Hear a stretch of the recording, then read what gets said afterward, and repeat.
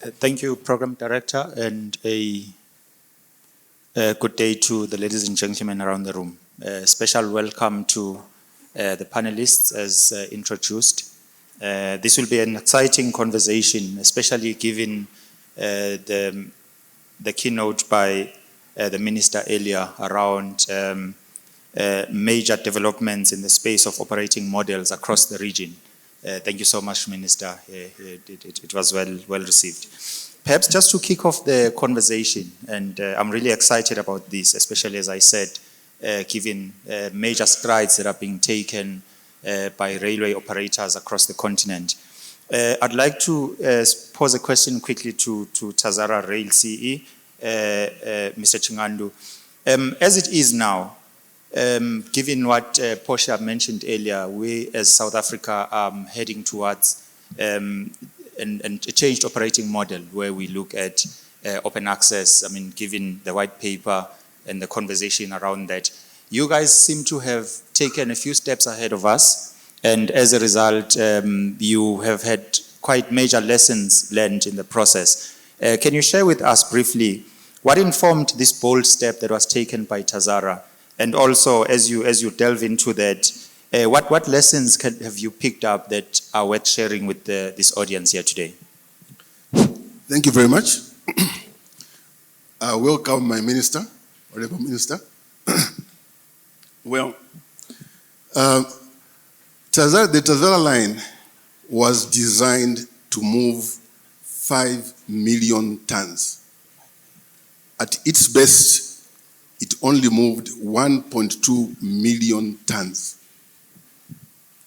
You can already see a deficit between the design capacity and the actual that has been moved.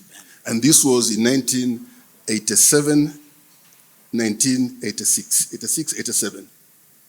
Since then, the capacity has deteriorated somehow, and the capacity now, because of some line closures, has come down to about 2 million tons. Tazara on its own, with only 12 locomotives, can move only 240,000 tons at most. So that's only 10% of the capacity. So the 90% is there idle, doing nothing. Yet there are fixed costs, whether you're moving 1 ton or 2 tons on any infrastructure. So in order to address this, the idle capacity, we decided to have an open access agreement with some private operators. We did advertise, and from that advertisement, we got the one that gave us the best rates. With the private operator on board, we were able to move 500,000 tons, both of us. So from only 10%, we have gone to about 20%. What we have done is we have again brought in a third operator, and by the end of 2023, we should be moving 1 million minimum from the 10% that we are moving. Absolutely. That's so in essence, having made access available, I mean capacity available to private operators, you've doubled your capacity, and in turn then you've ensured that you sweat your network as an asset. On the flip side of that, and a very solid view from Tazara there. On the flip side of that, Mr. Cabral, CFP rather, sorry, you are more considering an integrated or vertically integrated approach into rail operations, and therefore you are looking at concessioning within that approach of a vertically integrated operating model. What informs that, given the benefits that we are picking up from entities that are looking at open access, what informs your approach and what assumptions go into that thinking?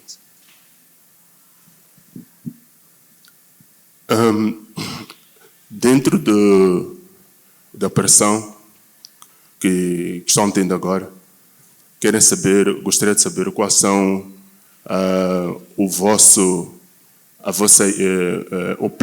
plano de ação da integração da vossa integração do projeto da linha férrea.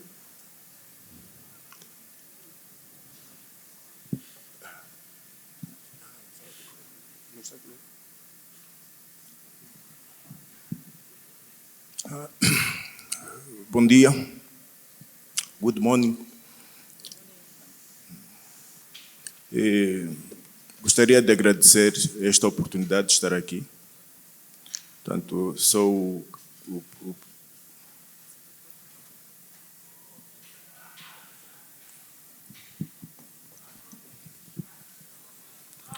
Good morning. I would like to thank you for the opportunity that you're giving me to be part of the panel. Portanto, sou o presidente do Conselho de Administração do Caminho de Ferro de Benguela. I am the CEO of the Railways of Benguela. Portanto, dizer que o Caminho de Ferro de Benguela tem 1.344 quilômetros. To say that the Benguela Railways has got 1,400 kilometers.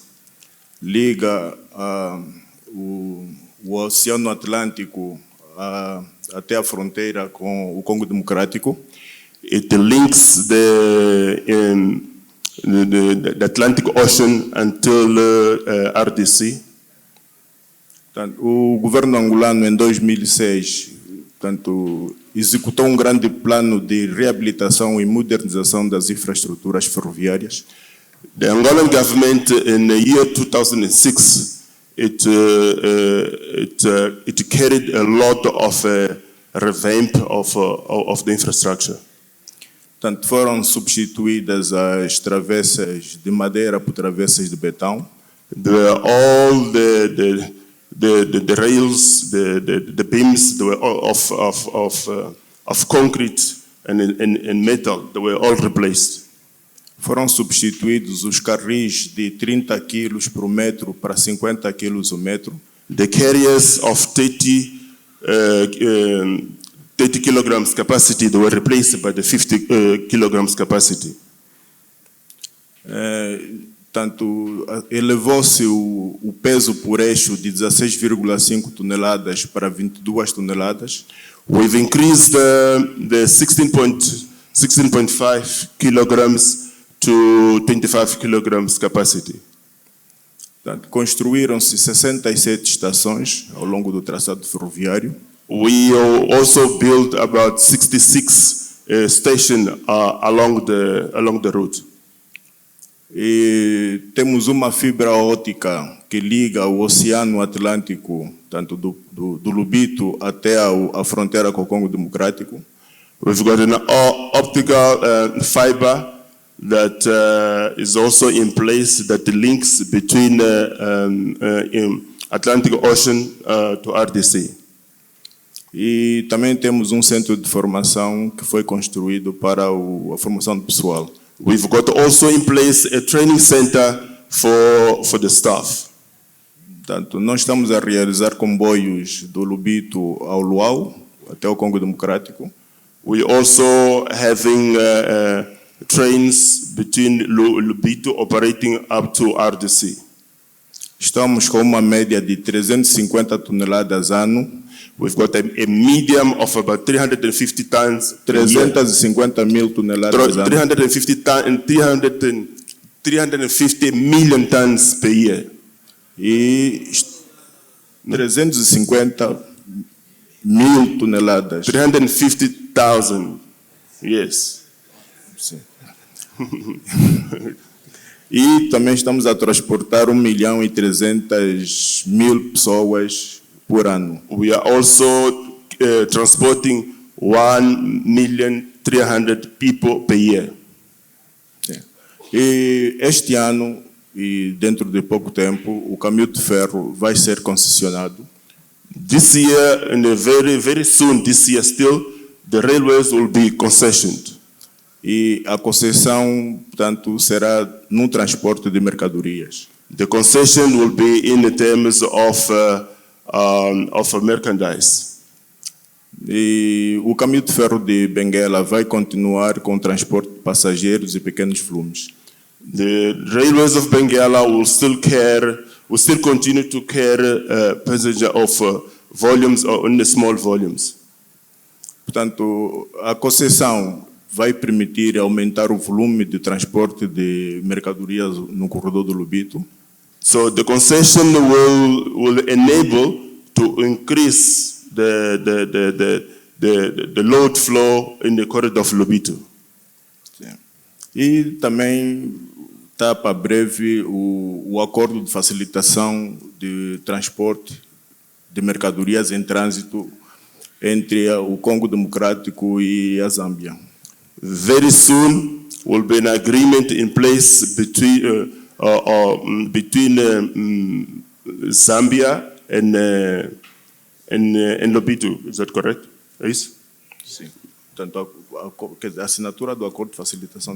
Very soon they'll be signing an agreement of facilitation of between the two entities. Portanto, esses são os desafios que nós temos ao longo desses anos de trabalho.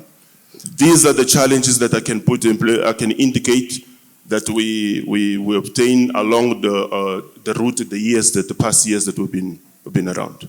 E também o governo recentemente adquiriu 3 DMUs, unidades diesel motoras para o transporte de passageiros no troço Lobito-Benguela. So between the corridor of Lobito and Benguela, also the government has also obtained some diesel-operated motors that are operating that route. Thank you, Mr. Krabal. I think we can all agree that as we explore these different operating models, we are all going through a journey where we are more than anything benchmarking against the best in the world. And until we can match performance in terms of that, we will continue in the journey of studying and trying to understand what they do. The one entity that sits with the most advantage in terms of that would be Tello, on the basis that they are in partnership with DB as one of the best in the world. And perhaps to Dr. Botha, if you can, we'd like to just get a sense from you of, with your partnership, given these multiple models that we're exploring as a continent, what have you leveraged of your partnership, and what can you then share with this forum today to say what are the learnings that you are picking up from the partnership, number one, and number two, as we explore these models, what can we leverage of what they've done over years? And I mean, they are well advanced in terms of implementing these models on their end. Thank you very much. In the first instance, I think we can acknowledge that the value proposition for rail operations changed significantly. I think the context in which we need to see public and private participation, and where the relationship with Tello, who is an African industrial company, and DB, who is Deutsche Bahn, German private sector and national rail operator, we really need to acknowledge that looking at global best practice, they have already went and journeyed through some form of liberation, right? That's the first thing. So lessons learned from that process of reform is really the fact of the matter that it's a journey, not a destination. And that continuous improvement on the aspects of operations, particularly focusing on creating that synergy between the public sector and also private sector has been really predominant in what we have seen in the market and what we have also experienced from rail reform internationally and globally. I think the mindset of where we are now as TeleDB is really around the systems thinking of rail operations. That means the integration of infrastructure, the rolling stock, and also the human capital element to really get to successful, sustainable, and really improved efficiency in operations. What does that mean? What does that mean? It means that we are looking at future operating models where the cyber physical systems are integrated within these elements, rolling stock, infrastructure, and the human capital element. It means that there's a trend towards a lot of technology advancements and requirements required in these elements. And we've seen that throughout the SARA conference and experts, speaking about that element.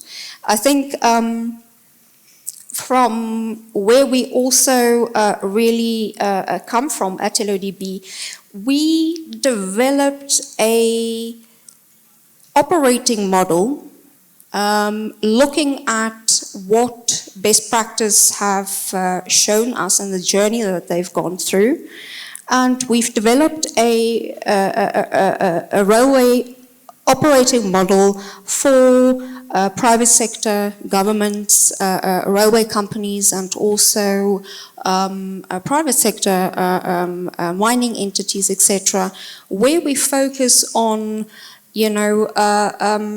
management of the operating systems. We look at management of the infrastructure, the rolling stock, and most particularly, the human capital element that really needs to be upskilled, capacitated, and supported, to develop sustainable and efficient rail operations, on the continent. Thank you. You focus mainly, and I think it's been the tone of the conference from beginning, that it seems technology plays a big role as we take the next step in railways. Huawei yesterday shared quite a bit around their technologies. This morning we just heard from Indlela. For that to come to reality, of course, it requires quite a sizable investment from private sector.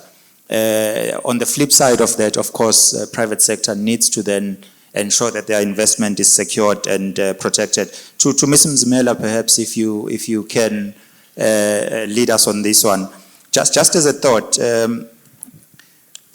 how do we then protect improve investor confidence as we leverage of investors in building these technologies and in bringing this reform in the railways across the board? Okay, thank you. For that. Wow, how do we actually give investors confidence? One is that I think, with anything, it has to be a partnership. And let's be honest that, there's no private investor that's going to invest in your business unless they've got something to gain via that investment as well. So it is about making sure that right at the beginning, we're all very clear as to what are the benefits, for both parties. You are talking specifically in relation to technology. I think, a lot of the railways have an opportunity right now to partner early enough with private sector around technology. And what do I mean when I say early enough? Is that we heard yesterday, and I'm sure we'll continue to hear from various parties talk about, various technologies that they would like to actually introduce in our railway systems today. But there's no one who has made significant inroad. So I think that's where the real opportunity actually lies, that firstly, there is a market for all of these companies within the African continent as opposed to anywhere else, because it's something that we still need to implement on the continent. So that's the one benefit for them. And it's about proof of concept. People are talking about proof of concept. So we would be providing as railways right now an opportunity for them to prove their concept, to prove the value of the products that they offer. So that's what I would say, is something that would be value for anybody to or see as attractive to partner up, with the railways, right now.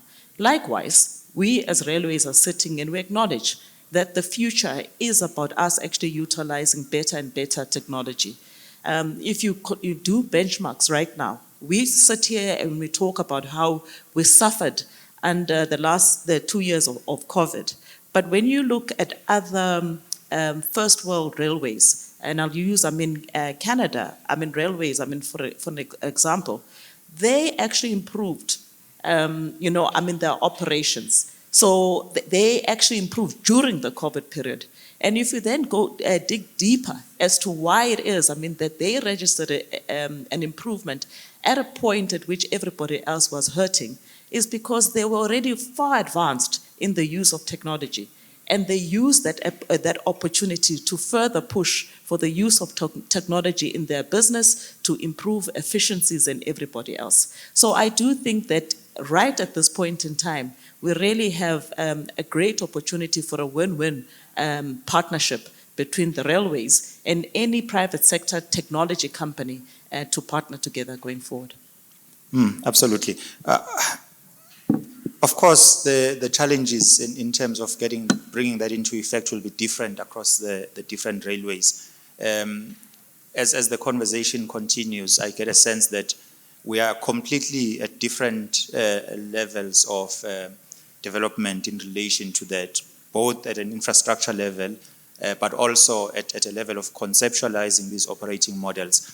To all panelists, perhaps, if anyone, and I'm going to ask that Mr. Nixon Dlamini kicks us off on this one. As we focus on these, and as we say new operating model, what comes to your mind as challenges that you as a railways would face? And I'd like to maybe extend this across all panelists. Just challenges that you believe become key in defining how these operating models are a role moving forward.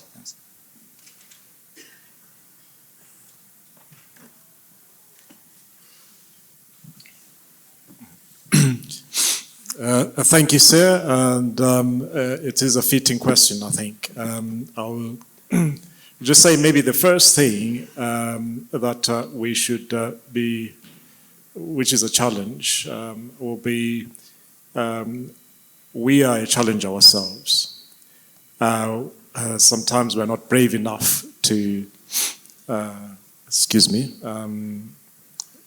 we're not brave enough to embark on these new ways of working. We tend to look inwards and we tend to concentrate on what used to work in the past. So I think that's the one thing that one could maybe point out. For instance, sometimes we find that there's a whole train that just is sitting there in section just because there's no telemeter. I mean, for me, this is, and then when you sit and when you start asking around and say, so what is the cost of all this? And they say, well, it's because there's batteries that are stolen and so on and so forth. But I'm just saying, instead of then looking at how we can deal with this, sort of becomes a problem. But the private sector coming into the picture is quite useful because, for instance, this presentation that we've just had from Indlela, for me says, well, this is the direction that we should be heading. I don't have to worry about telemeters anymore because I have this tracking tool or tracking device on the train. And then also, the presentation that was given to us earlier on by Portia on the operating model, the Republic of South Africa's operating model. These operating model is quite, or in others, is quite, is driven by also our agility. Are we agile enough? Are we able to, effect these ideas quick enough? And experience, certainly from the Eswatini railway side, is that the more agile we have become, the more, positive results we've been able to see. We had, I'll keep going back to probably what's going on at the moment. We're looking at the coal traffic. We're now hitting records every day. I mean, today's report, we had moved 99,000 tons of coal in 1 month, which was unthinkable. 10 or 9 months down, about 8 months prior. And that operation came about after a decision had been made in 1 day, the seamless. Obviously, we have to be agile. Some of these initiatives work best because we were able to achieve these results very quickly because we've acted pretty sharpish. They always say you strike it while it's still hot. So this is an opportunity for us to, as railways, to embrace this technology. We should be brave, that's all I'm saying. And I think maybe I should just end there. Yep. No, thanks, Mr. Dlamini. If I can extend the same question, Ms. Mzimela. No, my takeaway even from this discussion is that it's not a one-size-fits-all. I think for us, this is why it is important sometimes to engage in these type of discussions so that at least we get to know what people are doing. But most importantly, what is it that they're responding to? Because we're all at different levels of operation, and that's something that we need to accept. So I think earlier on you asked the question, why is one railway organization looking at open access while another is looking at concessioning the line? And for me, the responses to those questions was interesting because it is actually true that they're responding to different challenges in their spaces. So it is never going to be a one-size-fits-all. Earlier on when Portia was doing the presentation about the various operating models within South Africa, it's also the reason why we have a mixture of solutions. Because within South Africa, with the wide network that we have and 6 corridors that happen to be quite unique in nature, the response on each of those corridors cannot be the same. So I do think that it's important for us to sit here, to learn the lessons of what other people have done, but we must equally guard against trying to implement something that someone else has implemented and think that it will be a solution for our environment. It's not a one-size-fits-all. I think that I was, as the good doctor sitting next to you was also indicating, that it's a journey. Yeah, it's a journey. And even the people who are well ahead of us, it took them 10 years and more than 10 years to get where they are. So, for me, that's really, my takeaway on this is that let's try and understand what our particular challenges today in our own environments and make sure that you find the right and correct solution in terms of a new operating model that responds to your challenge. And it doesn't mean if Johnny is implementing something else, that it's the correct solution for me. Because I might be at a different stage in terms of my operations. Thanks. Absolutely. It is a journey, and as the good doctor put it, and Mr. Dlamini indicates that it's a journey that requires agility, because when an opportunity presents itself, you need to be on time in implementing. But at the same time, the entire conversation centers around private sector. I'd like to just get a different sense now of saying, in this journey that may take 10, 20 years, depending on each railway's capabilities and challenges, of course, what role does government play? And if I may ask Tazara to lead us on this one. Mr. Chingandu, if you can take a lead on that, followed by possibly, if you will, Mr. Smith. Maybe if I can just get in before that, it's when you have a conference like this, it's also important to look at examples. We just heard from Portia this morning. What she said is, let's engage. Now, as I said yesterday, as railways, we've been very bad in terms of engagement. We are not proactive. And I think that's sort of that barrier that has been created all over the years. Now it's for us to engage. Please talk to us. We will talk to you. We are open for communication because we want solutions.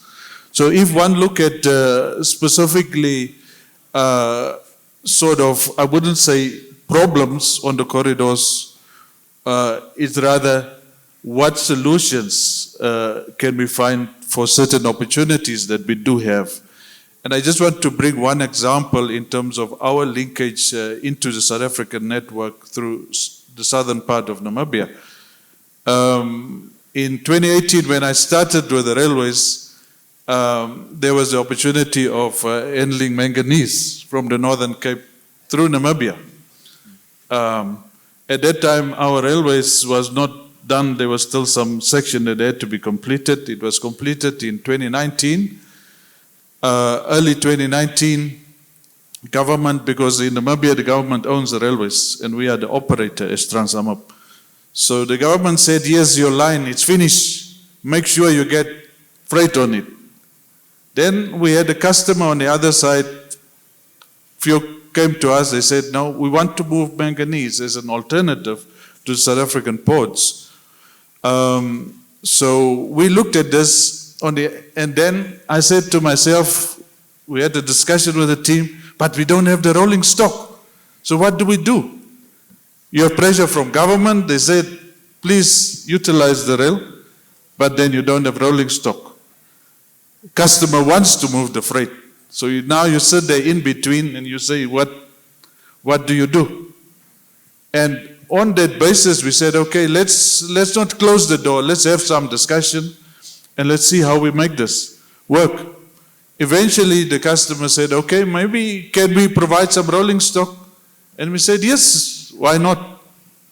Let's make the sums. Let's do the calculations. And then we said, okay, maybe we can contribute some rolling stock from our side. Eventually, we started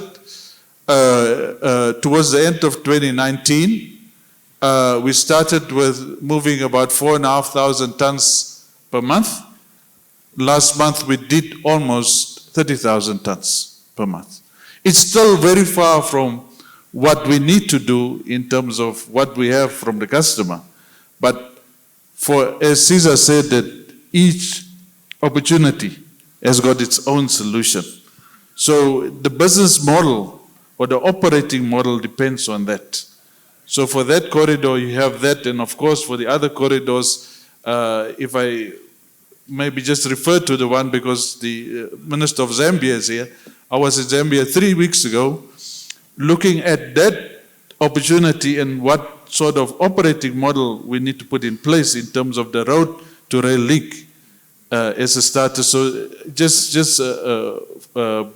so it's really about the specific opportunity that's there. But I also just want to come back to say that as railways, please, let's get away from this, that we are the ones that is, if we are not proactive enough, please also come to us so that we can engage and find solutions together. Thank you. Thank you, Mr. Smith. Absolutely. The key takeaway here, and perhaps as Mr. Chagunda comes on board on this conversation, is there absolutely need to be conversations across railways. And of course, no one operator is an island that will make it without proper engagements and learnings from the others. Mr. Chinguda, your thoughts as we wrap up on this point? Yes.